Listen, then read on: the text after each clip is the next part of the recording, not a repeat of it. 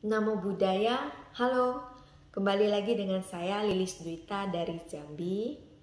Pada kesempatan yang baik kali ini, saya akan menceritakan sedikit bagian dari kronologi hidup Buddha. Jadi sumber pustaka yang saya pakai adalah buku Kronologi Hidup Buddha oleh Bhikkhu Kusala Dharma. Buku ini cukup tebal ya, ada 650 halaman. Tapi pada kesempatan kali ini saya akan menceritakan 2 lembar saja dari buku ini. Oke, ceritanya dimulai pada saat tepatnya menjelang masa musim hujan Buddha yang ke-7. Jadi pada hari purnama bulan Asada.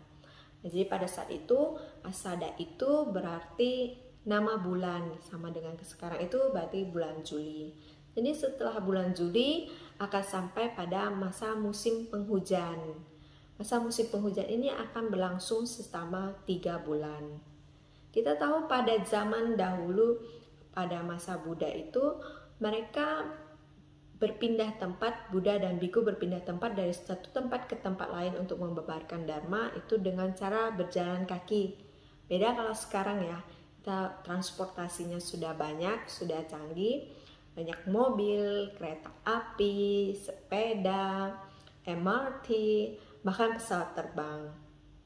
Nah, untuk menghindari mereka menginjak, kalau di musim hujan itu biasanya kan tanaman-tanaman, benih-benih tanaman itu akan muncul, dan juga binatang-binatang kecil dari dalam tanah itu akan keluar. Nah, untuk menghindari Buddha dan para biku menginjak benih-benih atau binatang-binatang kecil ini, selama musim penghujan itu mereka akan berdiam diri di suatu tempat yang telah ditetapkan.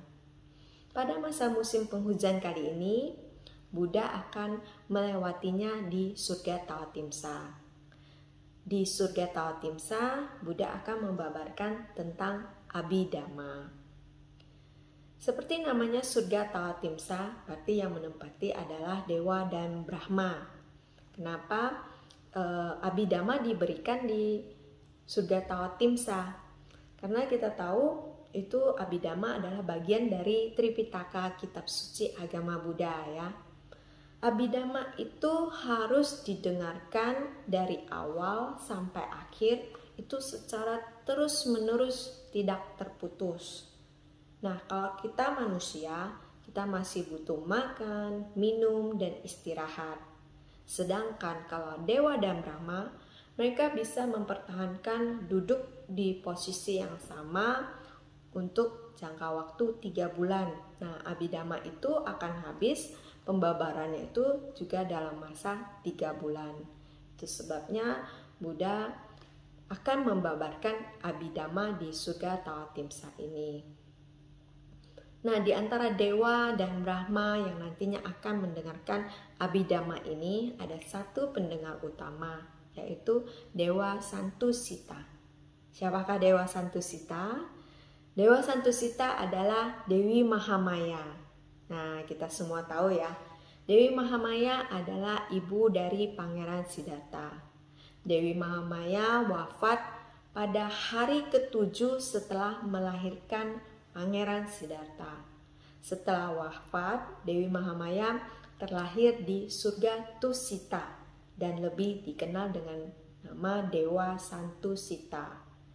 Ketika mendengar Buddha akan membabarkan tentang Abhidhamma di surga Tawatimsa, Dewa Santusita ini turun dari surga Tusita ke surga Tawatimsa untuk sama-sama mendengarkan Abhidhamma.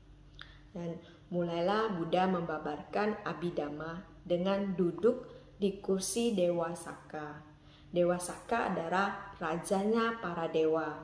Jadi duduk di kursi Dewa Saka ini, Buddha mulai membabarkan Abhidhamma. Bagaimanapun pada waktu pembabaran Abhidhamma ini, Buddha masih merupakan manusia. Jadi dia tetap harus menjaga tubuhnya. Jadi setiap harinya Buddha masih turun ke dunia manusia dan menerima persembahan dana makanan. Pada waktu itu Buddha menerima persembahan dana makanan di wilayah utara Setelah menerima persembahan makanan, beliau akan membawa persembahan makanan ini ke tepi danau Anotata. Nah, di tepi danau Anotata ini Buddha akan menyantap makanan yang telah diperoleh. Di tepi sungai danau Anotata ini, beliau juga akan bertemu dengan Biku Sariputra, sang panglima Dharma. Setiap harinya juga, Biku Sariputra ini akan menerima ringkasan penjelasan setiap harinya Abhidhamma yang disampaikan Buddha di Surga Tawatimsa. Jadi ringkasan ini diterima Biku Sariputra, kemudian Biku Sariputra akan menjelaskannya kembali kepada 500 orang biku di bawah bimbingan Biku Sariputra langsung. Yang secara kebetulan juga ke-500 orang ini dulunya pernah menjadi kelelawar secara bersamaan. Nah, ketika berada di dunia manusia, nah bagaimana dengan Buddha yang ada di surga Tawatimsa? Nah, Buddha juga menciptakan citra dirinya yang sama di surga Tawatimsa dengan bentuk yang sama, dengan suara yang sama, agar tetap dapat membabarkan Abhidhamma sesuai dengan penjelasan pertama, bahwa Abhidhamma itu harus dibabarkan secara lengkap keseluruhan tanpa terpotong. Jadi Buddha ada di dua tempat, yaitu tetap di surga Tawatimsa membabarkan Abhidhamma, dan satu lagi di dunia manusia untuk memperoleh dana makanan dan memberikan ringkasan Abhidhamma di hari itu kepada Biku Sariputra. Demikian terus berlangsung. Nah, ketika masa musim penghujan akan berakhir, orang-orang kemudian bertanya kepada Biku Moggallana. Biku Moggallana juga adalah salah satu murid Buddha. Mereka bertanya, di manakah Buddha melewati masa musim penghujannya? Kemudian Biku Moggallana yang tahu bahwa Buddha ada di surga Tawatimsa, dengan kekuatan adibiasanya, Biku Moggallana ini pergi menemui Buddha di surga Tawatimsa. Di sana Biku Moggallana menyampaikan kepada Buddha bahwa orang-orang ingin memberikan sujud hormat kepada Buddha sebelum mereka kembali ke tempatnya. Kemudian Buddha bertanya kembali kepada Biku Moggallana, di mana Biku Sariputra melewatkan masa musim penghujannya. Nah, Biku Moggallana kemudian mengatakan kepada Buddha bahwa Biku Sariputra melewatkannya di kota Sankasa. Kemudian Buddha memutuskan, oh baiklah, saya akan kembali ke dunia manusia melalui kota Sankasa. Setelah selesai pembabaran Abhidhamma dan setelah masa musim penghujan selesai, dan setelah akan kembali ke dunia manusia, Dewa Saka pun membuat tangga yang spesial ya, untuk kembalinya Buddha dari surga Tawatimsa ke dunia manusia. Dibuat tangga dari 3 bahan. 3 bahan yaitu dari emas, rubi, dan perak. Emas di sebelah kanan, rubi di tengah, dan sebelah kirinya perak. Dan dengan 3 tangga ini yang puncaknya di Gunung Meru dan ujungnya di kota Sankasa, Buddha turun ke dunia manusia. Nah, pada saat turun ini, Buddha ditemani oleh para dewa dan Brahma. Dan dari tubuh Buddha sendiri itu keluar 6 cahaya yang sangat terang sekali. Dan saking terangnya cahaya ini, itu memancarkan ke seluruh alam. Baik itu dari alam yang tertinggi sampai dengan alam yang terendah, yaitu neraka Avicii.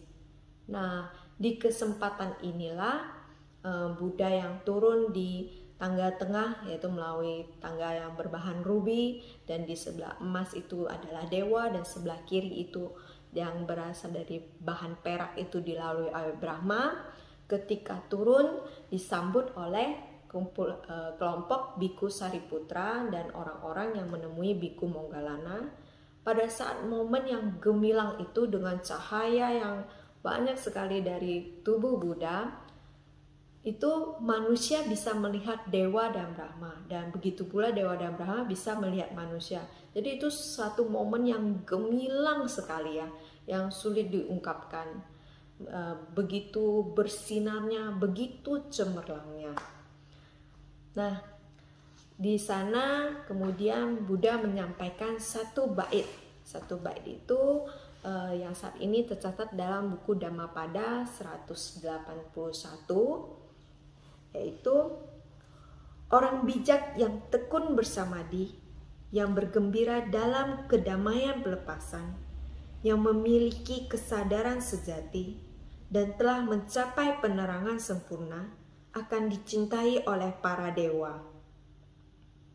Nah, setelah bait pembabaran itu disampaikan oleh Buddha, ke-500 biku yang berada di bawah bimbingan dari Biku Sariputra ini mencapai arahat, dan banyak juga dari para dewa dan orang-orang yang hadir di situ mencapai tingkat kesucian pertama, yaitu Sotapati.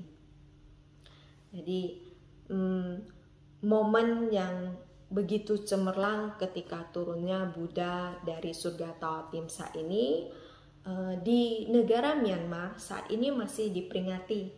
Mereka memperingatinya sebagai Tading Youth Festival, ya, kan banyak lilin ya seperti pada gambar ini ya. Saya rasa demikian dari saya, Lilis Dwita, dan terima kasih. Namo Buddhaya.